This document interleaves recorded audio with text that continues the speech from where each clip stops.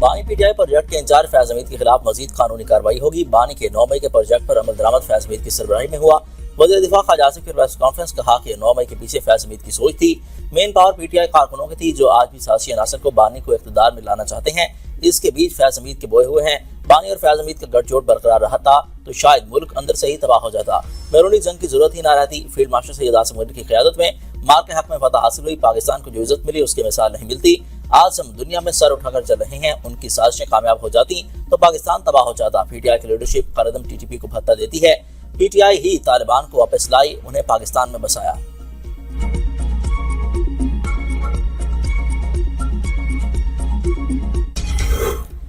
National stadium Karachi میں 35ویں national games کی رنگا رنگ اختتامی تقریب۔ Chief of defence forces army chief field marshal Syed Asim Munir کی بطور مہمان خصوصی شرکت۔ Chairman peoples party Bilal Bhutto Zardari, وزیر اعلیٰ سندھ مراد علی شاہ کی بھی شرکت۔ بلال بھٹو زرداری نے فیلڈ مارشل سید عاصم منیر کو اعزازی شیلڈ پیش کی، سندھ ٹوپی اور اجرک پہنائی۔ فیلڈ مارشل سید عاصم منیر نے اعلیٰ کارکردگی دکھانے والی ٹیموں میں اعزازات تقسیم کیے۔ نیشنل گیمز کی فاتح پاکستان آرمی کو پہلی پوزیشن حاصل کرنے پر قائد اعظم ٹرافی سے نوازا گیا۔ تیسری پوزیشن حاصل کرنے پر پاکستان نیوی کو پریزیڈنٹ پاکستان اولمپک ایسوسی ایشن ٹرافی دی گئی۔ بلال بھٹو نے بہترین کارکردگی پر صوبہ پنجاب کو اسپیشل ٹرافی سے نوازا۔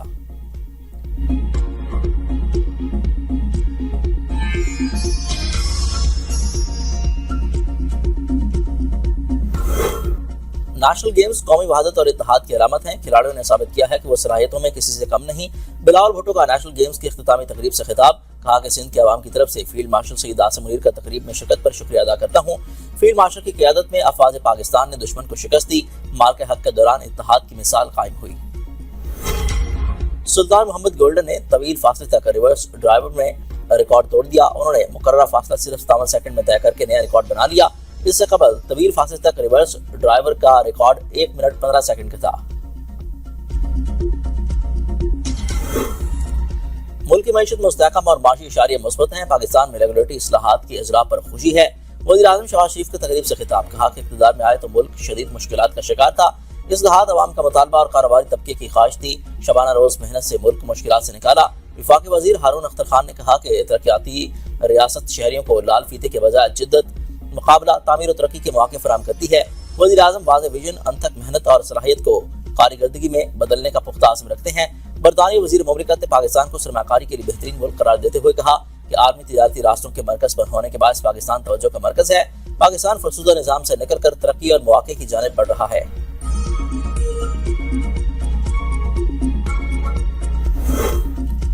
ملک کو ڈنڈے کے زور پر نہیں چلایا جا رہا، جو ٹیکس ادا نہیں کرتے ان کے خلاف کارروائی ہوتی ہے۔ پاسکو کرپشن کا گڑھ، اسے بند کر رہے ہیں۔ وزیر خزانہ محمد اورنگزیب کا لاہور میں آل پاکستان چیمبرز کانفرنس سے خطاب، کہا کہ اگلے سال کا بجٹ ایف بی آر نہیں بنائے گا، تاہم بجٹ حکومتی پالیسیوں کے مطابق بنے گا۔ اداروں میں حکومتی مداخلت مرلہ وار کم ہوتی جائے گی۔ تمام سرکاری افسران کو بھی اثاثے ظاہر کرنا ہوں گے۔ برآمدی صنعتوں میں بہتری سے زیر وعدہ کے اضافہ دیکھنے کو ملا۔ سٹارٹ اپس اور نوجوان کاروباری افراد کے لیے سازگار ماحول حکومت کی ترجیح ہے۔ نجی سیکٹر کا معیشت میں اہم کردار ہے اور نوکریاں بھی نجی سیکٹر دیتا ہے۔ این ایف سی کا اجلاس بہترین ماحول میں ہوا، چاروں صوبوں نے اہم کردار ادا کیا۔ 15 جنوری کو دوبارہ این ایف سی کا اجلاس ہوگا۔ صوبوں کی مشاورت سے آگے چلنا چاہیے۔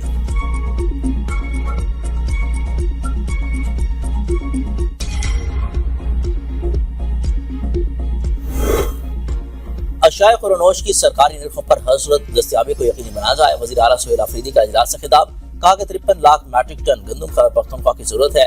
مقامی پیداوار 14 لاکھ میٹرک ٹن ہے۔ 38 لاکھ میٹرک ٹن دیگر صوبوں سے گندم حاصل کی جاتی ہے۔ گندم کی سٹوریج کیپیسٹی بڑھانے کے لیے اقدامات کیے جائیں۔ عوام کی سہولت کے لیے فیلڈ وزٹ بڑھانے اور غذائی اجناس کی خود کفالت کے لیے جامع پلان تیار کرنے کی ہدایت۔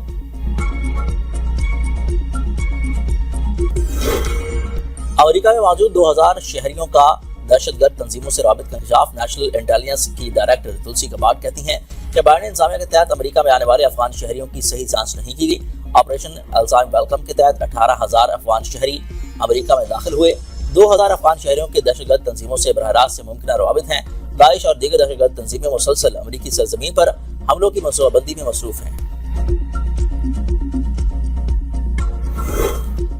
ملک بھر میں پاکستان بار کونسل کے انتخابات، پولنگ کا وقت ختم، گنتی شروع۔ 23 نشستوں کے لیے وفاقی اور 4 صوبائی ایڈوکیٹ جنرلز کے لیے دفاتر میں پولنگ ہوئی۔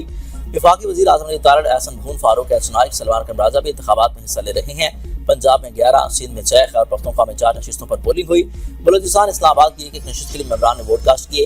الیکشن نتائج کا حتمی اعلان 22 دسمبر کو کیا جائے گا۔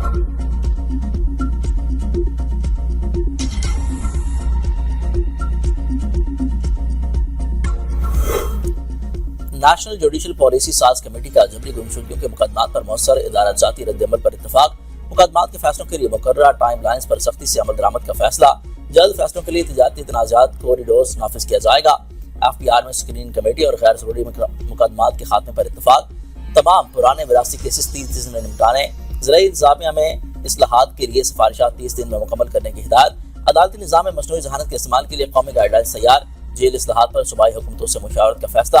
کمیٹی کا 56واں اجلاس چیف جسٹس پاکستان کی زیر صدارت ہوا، تمام ہائی کورٹس کے چیف جسٹس صاحبان اور وفاقی آئینی عدالت کے چیف جسٹس بھی شریک ہوئے۔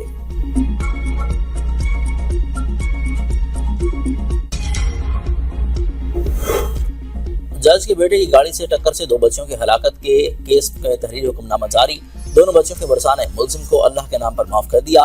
ایک بچے کے بھائی عدنان تجمل اور دوسری کے والد غلام مہدی عدالت میں پیش ہوئے، ورثاء کی جانب سے صلح کے بیان حلفی عدالت میں جمع کرائے گئے۔ ورثاء نے عدالت سے استدعا کی ہے کہ ملزم کو ضمانت کے بعد بری کیا تو انہیں کوئی اعتراض نہیں۔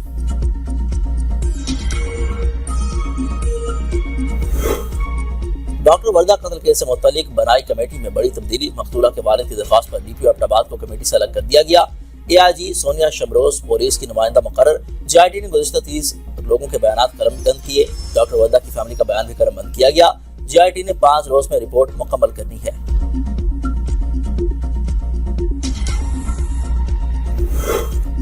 عوامی ایکشن کمیٹی کے 7 معاہدے پر عمل درآمد موجودہ حکومت کی ذمہ داری ہے، عوامی حقوق کی جنگ اب سڑکوں پر نہیں ایوان میں لڑی جائے گی۔ وزیر اعظم آزاد کشمیر فیصل ممتاز راٹھوڑ کا پونس میں پانے والا بازار کے دورے کے موقع پر خطاب، کہا کہ گزشتہ حکومت کو عوامی پذیرائی حاصل نہیں تھی، اب وزیر اعظم ہاؤس کے دروازے عوام کے لیے کھول دیے۔ وزراء اور بیوروکریسی کو کہا ہے کہ کوئی بھی شہری دفتر سے مایوس واپس نہیں جانا چاہیے، ریاست کے عوام کا روشن مستقبل ہماری ترجیح ہے۔ وزیر اعظم کا علاقے کے لیے مختلف منصوبوں کا بھی اعلان۔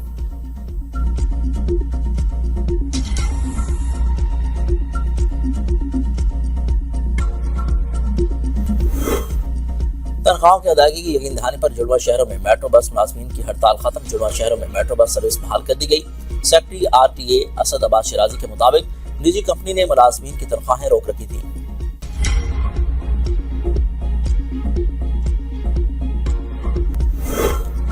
PSL روڈ شو آج نیو یارک میں ہوگا، چیئرمین PCB محسن نقوی، وسیم اکرم اور رمیز راجہ روڈ شو کا حصہ ہوں گے۔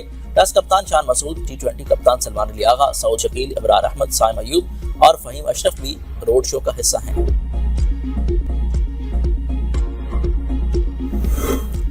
یورپ، امریکہ اور مشرق وسطیٰ میں PSL کی مقبولیت میں اضافہ، 2 نئی ٹیموں کے لیے بڈ جمع کرانے کی ڈیڈ لائن بڑھا کر 22 دسمبر کر دی گئی۔ چیئرمین PCB محسن نقوی کہتے ہیں کہ نئے اونرز کو PSL فیملی میں خوش آمدید کہنے کے لیے پرجوش ہیں۔